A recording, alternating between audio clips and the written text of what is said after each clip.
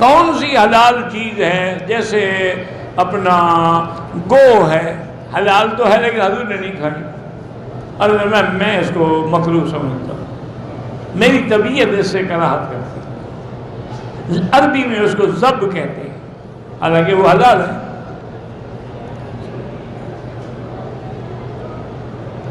اگر جمعہ کے دن امام ممبر پہ بیٹھ جائے، اب کچھ نہ پڑھو نہ بولو نہ بات کرو، لا صلاۃ ولا کلام، جو سنتیں رہ گئی ہیں اب جمعہ کے بعد ادا کرو۔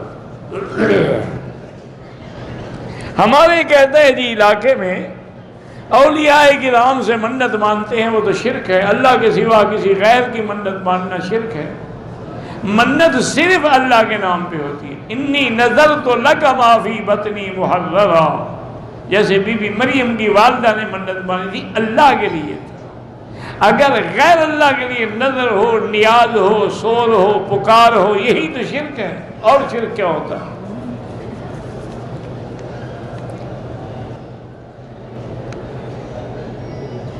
کہتے جی ہم نے سنا ہے کہ یہاں مردے کو مثال لگاتے ہیں، بھی میں نے تو نہیں دیکھا، اللہ عالم۔ تم ایسا کرو کہ روز دفن ہوتی ہے نا جنت المعلا میں، وہاں جا کے کھڑے ہو جاؤ۔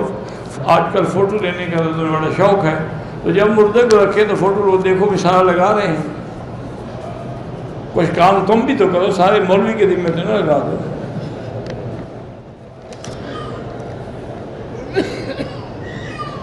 شادی حال بنانا جو ہے اس میں ٹھیک ہے، بالکل ٹھیک ہے، لیکن کوشش کریں کہ آپ کے شادی حال میں منکرات نہ ہوں، یعنی وہاں کوئی ایسی بے حیائی والے کام نہ ہو۔ یہ پابندی لگا دیں، پھر اچھے لوگ آئیں گے، برے نہیں آئیں گے۔